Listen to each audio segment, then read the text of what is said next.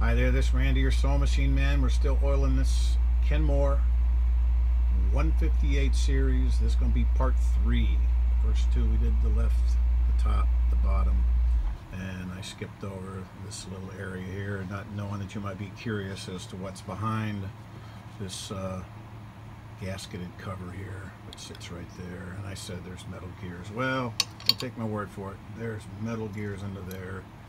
And this area usually never has an issue. They grease that from the factory, and you can take this cap off and you can get you a small screwdriver and spread it around if you want to, but that's usually never an issue. I've never had anything in there go wrong. That's pretty tried and true. And then up on the top, I noticed when I was watching the video when I was loading it, that up here in the top, let's pop this thing off, your main cam driver right in the center. It's got a worm gear and spiral gear there on the shaft. You can put some oil in that if you want to, and then underneath this you can put some oil too, but it's no big deal. Never an issue there. Rarely is there an issue. Now, over on the right hand side of this, where we get into the situation we can really get into trouble with oil, the belts are over here, the motors are over here. Now, I showed in an earlier video how to take all this off over here on the hand wheel. How to take all this apart. I took the clutch out to make it real easier. Well, actually I didn't put it back together. I didn't tighten it down. But another video shows you how to take all that off, put it back together. But to oil your belts, you have to, don't take this off. You'll have a nightmare getting it back on. But you can oil inside here. Very important to get that oiled right here. You want that to be oiled so when that spins on that shaft, it doesn't grip. This machine's been sitting for a long time. Sometimes they'll get a glaze there and you'll have to hold on to the needle at the needle clamp to keep it, to let it break loose and start spinning. But the more it spins, the more it's going to want to spin. It'll kind of work itself around there with the oil and take all that glaze off. Sometimes it's old oil, old grease, but it'll spin and glaze that off. But the motor itself is down under here. You have two belts and a pulley in the center. There's an idler pulley in the center. And it looks like this. You got your bottom belt that goes to the motor and your top belt goes to the hand wheel. Now that gears it up a little bit, but you don't want to get any oil on the belts. When you're oiling this, you come in from the top, get on the back side here where it's screwed in, and put your oil, and that's going to be up inside over here where the belt goes up inside here. I'm using my screwdriver for a pointer.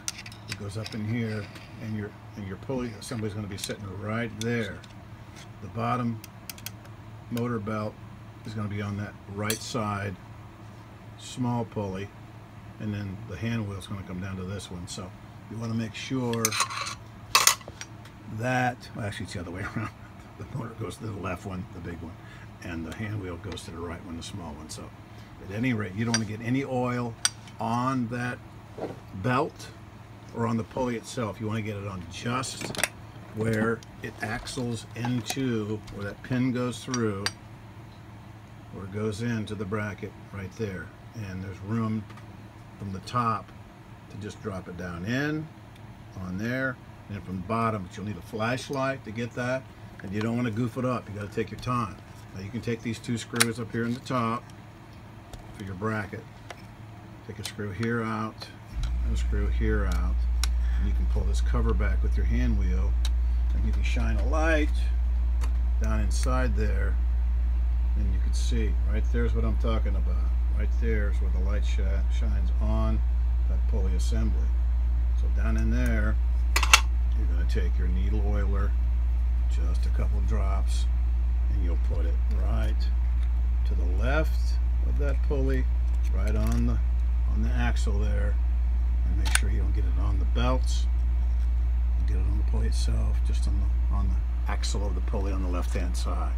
So all those are the places that usually need oil, because that's the places that'll usually hang up and cause you problem. Of course, you know how to do that from the other video I did, putting this all back together. But don't take off any part that it's going to be a challenge to put back on.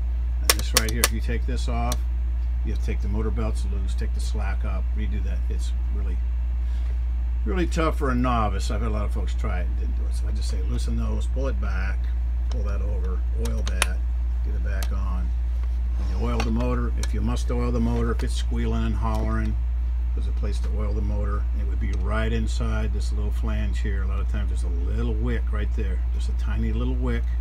And give it some oil there on both sides. Don't drown it. You'll kill this motor. The only thing that'll kill this motor is over oiling it. It has interchangeable motor brushes. If they wear out, you put new brushes in. You can get them at the stinking hardware store. It's pretty cool.